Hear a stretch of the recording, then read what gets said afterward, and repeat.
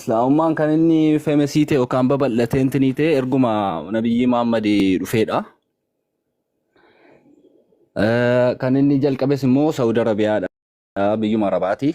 Inni lammaffaas immoo ati Ibrahim faa Museen faa islaama turanii erga islaama turanii jarri amantii wangeela kiristaanaa keessaa matsaafa warra Juushii keessaa maal hojjetu ture isaanoo kiristaana maannoo isaanoo islaama siigalee asirratti bakka erga jarri sun islaama ta'anii amantiin jalqabaa sun dhufe amantii Juushii maaltu fiduu dhufe erga lafaaf samiin uumame amantii islaamummaa jiraate namni erga islaamummaa utuu jiru maal hojii dhaqee xaa'ootii ittamanaa erga sun jiraate erga mootii maal hojii erga muree ergasii deebi'e amantiin kan islaamummaan arra lakkaa'u jalqabnee meebii waggaa kumaaf wayii kiristaanummaan waggaa 2000 Juushiin immoo sanaa ol ta'a amantiin jalqaba dhufeera jedhamu amantii Juushii ta'e karaa waaqaa karaa ergamoota of keessaa qabu rabbi immoo gaaf yaa qobazii koo jalqaba irratti nabiyyoonni yahudoonni didan nabi Muhammadii fi Yesuus katiyatteetiin dubbate kun dogongora Yohaannis cuuphaan fudhatanii abbaa isaa Zakariyaas hin fudhatanii ammayyuu jechuudha.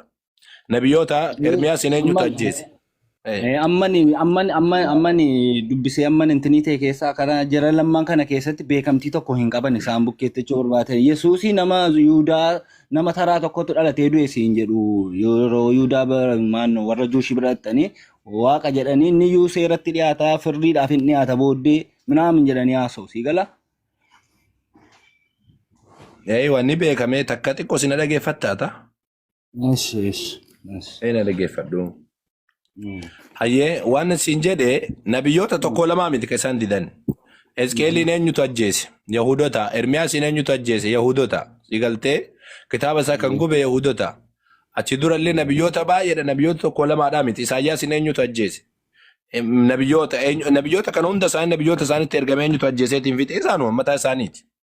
Ergasanii deebanii fakkeenyaaf macaafa Salamoon yoo fudhatte Nabi Allah Suleymaan alayhi salaam maqaa balleessii gurguddaa kan irra ka'e eenyudha. Nabiyyoota tokko isaan bira kabajaan qaban. Salamoon barra akka waaqa tolfamu waaqessatti ilaalama isaan biratti. Nabiyyoota hin fudhatanii kan jettu nabiyyoota akkasitti hin fudhatan. Nabiyyoota hedduu ajjeesanii jiran. Zakariyaas, Yohaannis Cuuphaa, Yesuus Kiristoos, Nabi Muhammad alayhi salaam kana hunda fudhatan. Sigaltee nabiyyoota kana hundaayyuu fudhatan. Nabiyyoota kaan iyyuu baay'ee ajjeesanii jiran. Nabiyyoonni isaan ajjeesan lakkoofsan qabdu. Nabiyyoota beekaman qofa osoo hin taane nabiyyoota macaafa keessa jiran iyyuu baay'ee isaanii isaanumatti ajjeese. Ergasanii ajjeesanii kan macaafa isaanii fuudhanii itti fayyadaman akka seenaatti jechuudha. Sigaltee dabalataan nabiyyoonni maqaan isaanii dubbatamin tokko lamaa miti ka jarri ajjeesan. Bakka takkatti walitti qabanii kan isaan fixan tokko lamaadhaa miti jechuudha. Macaafni kana gilsi dubbata kun waan olii gad haaluu barbaachisuudha miti. Dabalataan Yahudonni jallattoodha. Sababni isaan jallatanii maali? Abboonni rabbiidhaa karaa irraa kutanii jiran. Abboonni rabbiidhaatti hin bulan. Haakaama yoo fakkeenyaaf yoo fudhatte Talmuudiin yaada warra haakaamotaati yookaan haakaam jechuun kuni barsiisota seeraati. Sigaltee fakkeenyaaf yoo fudhatte ati Yahudota biroodha itti isaatii kanatti guyyaa qiyaamaa akka dhaabbatu hin amana nama isaan. Qiyaamaan akka dhuftu akka Joovaa Witiresiin amanu kanatti amanan addunyaa kana jijjiirame namni nagaan jiraatadha malee jarri guyyaa qiyaamaatti dhufa jedhanii amanan. Sigaltee guyyaa qiyaamaatti dhufa jedhanii amanan. Kufriin jaraa beekamaadha waan olii gad haalamu miti nama sammuudhaan taa'eetii waan jedhuuf jechuudha. Ati gara biraatiin ammoo islaamummaan arabarraa dhuftee ka dubbattu isa kana usuurri deebi'uu baattee gaariidha. Saragaas si kennu jiraan. Ragaas si kennu jira. Maaliif jennaan? Intini Nabiyyu Muhammadin dura tureera jetta islaamummaan achiin kaane jetta. Wa islaam jechuu jecha kana hubachuu qabdaati.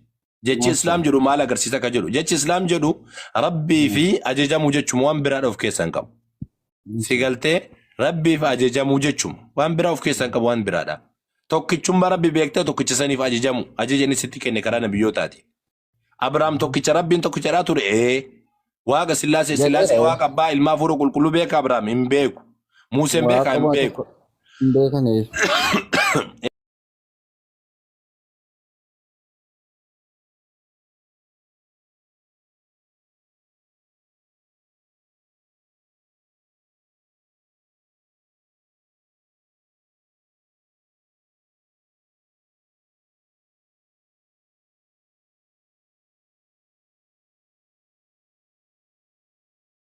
Garuu inni ergama rabbiitti xumura nabiyyootaati jedha. Xumuraadhaa jedha.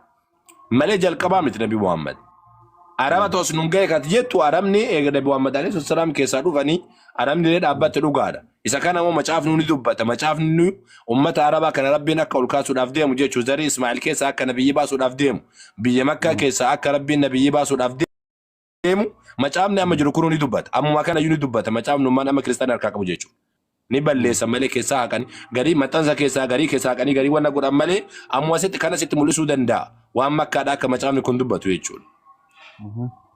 Macaafni ummaan amma kiristaana bira jiru saatima kanattuu ni dubbata waan Makkaadhaa waan biyya Arabaa keessa nabiyyi dhufu zarii Ismaa'il keessa rabbiin akka nabiyyi erguudhaaf deemu macaafni ummaan amma jiru ni dubbata jechuudha. Isaan tun hin fudhanne malee. Sigaltee kanaafuu islaamummaan rabbii tokkicha beektee rabbii tokkicha ajajamuudha. Amma anatu waa si gaafata waan xiqqoosi.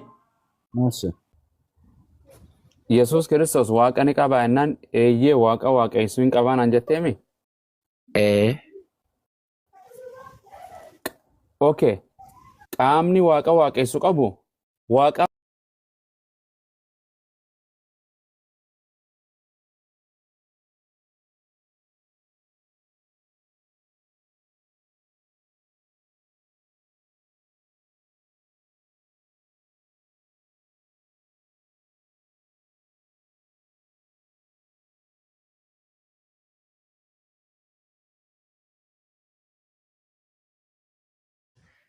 waan jedhe Maqaan Kiristoos jedhamu du'a ka'uu booda maqaa waaqayyummaa Yesuusiif kennamedha jechuudha.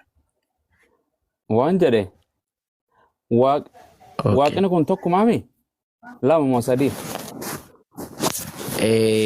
Abbaa ilmaa fi hafuurri qulqulluun sadan isaanii waaqa tokko jenneeti amanna. waa sadiinatti mujjirta akka isin amantan hin jenne akka wangeelaatitti Yesus waaqayyoon tokko jedhe moo lama moo sadii jedhe?